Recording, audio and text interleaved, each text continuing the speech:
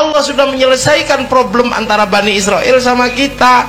Diselesaikan oleh kapan? Rasulullah ketika Isra Mi'raj. Satu, kiblatnya kembali kepada Masjidil Aqsa, kita kepada Masjidil Haram. Minal Masjidil Haram ilal Masjidil Aqsa. Maka jangan ribut, sana kiblatnya sana, kita di sini. Makanya kalau sekarang di Filistin ribut Yahudi, Nasrani dan Islam, itu pantas karena rebutan tinggalan nenek moyang. Siapapun yang berebutan sawah pasti saudara. Baru saja kita saksikan seorang munafik dengan kalimatnya, dengan penyampaiannya, dengan pernyataannya sudah mendiskreditkan Islam. Allah sudah menyelesaikan problem antara Bani Israel sama kita. Diselesaikan oleh kapan? Rasulullah ketika Isra Mi'raj. Satu, kiblatnya kembali kepada Masjidil Aqsa, kita kepada Masjidil Haram. Minal Masjidil Haram ilal Masjidil Aqsa. Maka jangan ribut, sana kiblatnya sana, kita di sini. Makanya kalau sekarang di Filistin ribut Yahudi, Nasrani dan Islam, itu pantas karena rebutan tinggalan nenek moyang.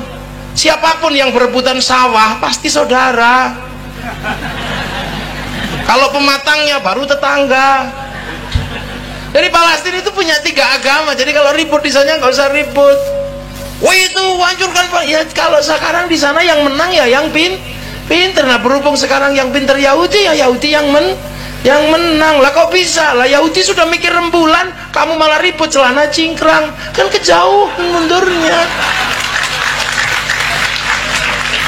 Yang sana sudah berpikir tentang nuklir, kamu kembali berkuda dan memanah. Yang di sana sudah memikirkan bagaimana sistem perdagangan dunia, kamu masih ribut urusan jenggot. Ini kan susah. Sana sudah menjelajah, ketemu dengan umat seluruh dunia. Bahkan mereka masuk ke semua negara. Kalaupun orangnya tidak datang, pesawatnya datang, sistem finansialnya datang. Sementara kalian masih membahas masuk gereja kafir, kan aneh. Kamu mundur. Kamu masih ribut orang bawa tumpeng ke gereja musyrik. Lah kan kamu aneh. Mundur, jangan kejauhan nak. Mundur itu dikit aja, jangan jauh-jauh. Kalau kamu katakan orang masuk gereja itu kafir, kasihan kaum muslimin yang jadi cleaning service di gereja. Kamu maunya apa? Apakah kamu mau bangsamu ini semakin mundur, agamamu semakin terpuruk? Ini eranya era perbankan. Jangan mundur mengharamkan bank. Kasihan umat mati tidak punya jaminan kehidupan untuk bangun industri. Jangan. Tapi itu tidak terjadi di kalangan santri tetap maju. Sesuatu yang sudah dilewatkan oleh para masa lalu menjadi pengingat, dan kita akan terus bergerak ke masa depan. Yang lain mundur bakas jenggot, kita sudah tidak ribut masalah jenggot. Yang lain masih membahas celana cingkrang, kita sudah tidak ribut masalah celana cingkrang. Yang lain masih ribut tentang bunga bank, kita udah nggak ribut karena kaum muslimin nggak bisa pisah dari bank. Kenapa? Pergi haji pakai bank, baca Quran butuh bank. Karena percetakan Quran utang bank dulu sebelum dibeli sama negara. Nah, kalau kamu nggak suka bunga bank, ya jangan diambil bunganya kalau kamu nggak yakin. Tapi jangan kau haramkan bank, karena bank dibutuhkan oleh kehidupan manusia baru. Ibarat kamu punya istri, kalau cuma mulutnya yang cerewet, ya mulutnya jangan dipakai. Bismillahirrahmanirrahim. Assalamualaikum warahmatullahi wabarakatuh. Innal hamdalillahi nahmaduhu wa nasta'inuhu wa nastaghfiruhu wa natubu ilaih wa na'udzu billahi min sururi anfusina wa min sayyiati a'malina may yahdihillahu fala mudhillalah wa may yudlilhu fala hadiyalah. Asyhadu an la ilaha illallah wa anna muhammadan abduhu wa rasuluh la nabiyya wa la rasula ba'dah, amma ba'd. Guys, baru saja kita saksikan seorang munafik dengan kalimatnya, dengan penyampaiannya, dengan pernyataannya sudah mendiskreditkan Islam. Subhanallah. Apa yang disampaikan ini membuat kita marah sebagai kaum muslimin. Kenapa? Pertama, ketika dia katakan bagaimana konflik yang terjadi di Palestina ini sudah terselesaikan pada saat Nabi Muhammad SAW Isra wal Mi'raj. Dia lagi mau bicara sejarah. Tapi dari sejarah yang ngaco guys. Dari sejarah yang nyeleneh.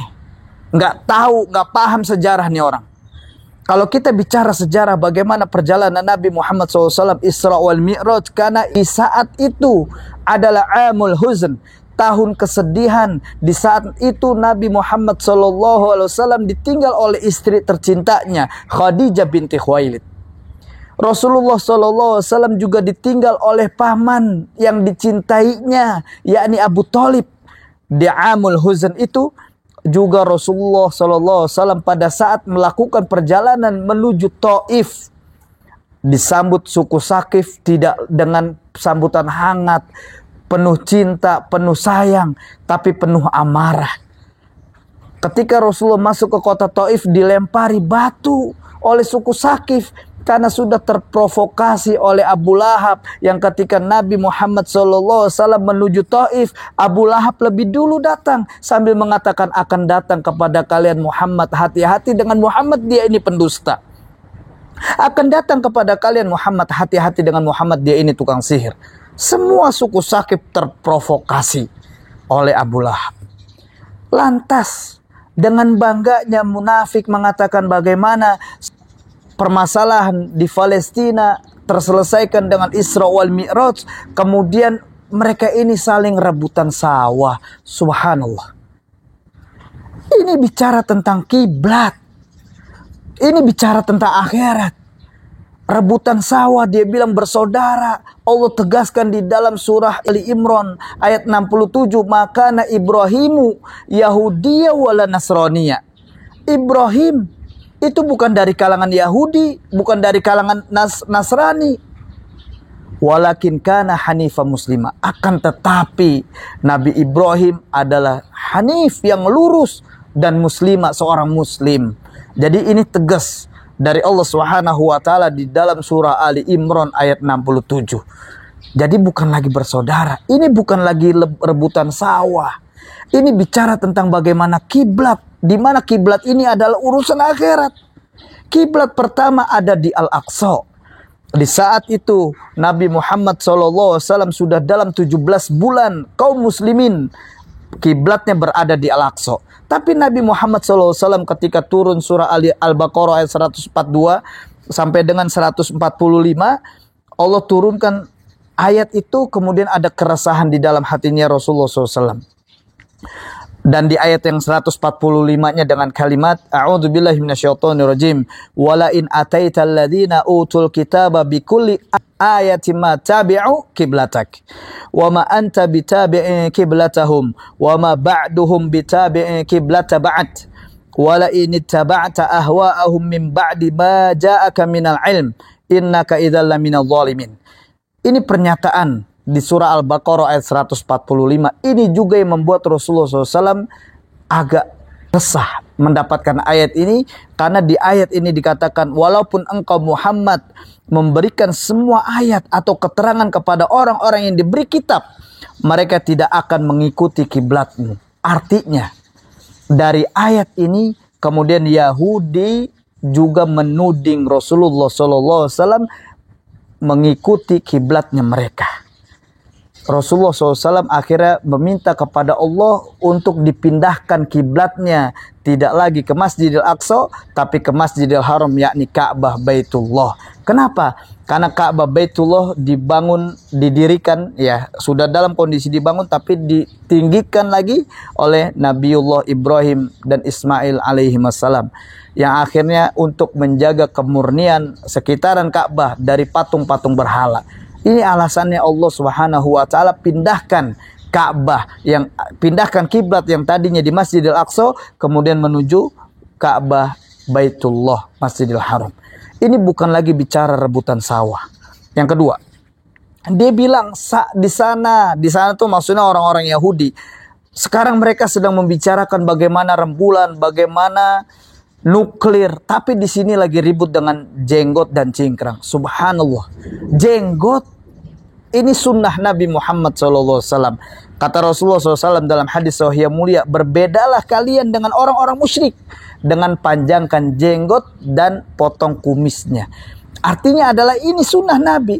Bicara cingkrang ini juga bagian dari sunnah Nabi Muhammad SAW. Rasulullah melarang kita dalam kondisi isbal, melebihi pakaian dengan niat sombong. Lantas ini bukan lagi perbincangan tentang bicara dunia, jenggot, cingkrang, ini urusan akhirat. Yang ketiga guys, yang disampaikan sama munafik, ya, dia bilang ini merupakan kemunduran peradaban. Ya, mereka ini maksudnya kita nih kaum muslimin, dikatakan mereka sedang mengharamkan perbankan, mengharamkan riba. Kita mengharamkan riba juga apa yang diharamkan Allah Subhanahu wa taala. Jadi kita tidak menghalalkan apa yang Allah haramkan. Allah yang katakan haram. Ahallallahu al-bai'a wa harrama riba. Allah halalkan jual beli dan Allah haramkan riba. Allah yang haramkan itu. Berarti ketika ini sudah jelas di dalam Quranul Karim tentang bagaimana apa yang disampaikan Allah kepada kita lewat Al-Quranul Karim, saya rasa munafik ini tidak terima dengan apa yang disampaikan Allah Subhanahu wa taala. Bahkan Rasulullah SAW ketika menyampaikan setiap perkara demi perkara, ini bukan berdasarkan hawa nafsunya.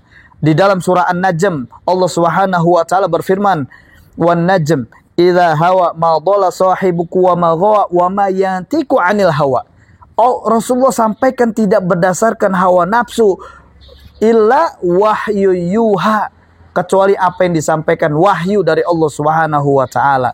Makanya buat munafik, kalau bicara agama harus berdasarkan dalil yang sahih. Pernyataan lu udah menghina umat Islam. Pernyataan lu udah membuat atau mendiskreditkan Islam itu sendiri.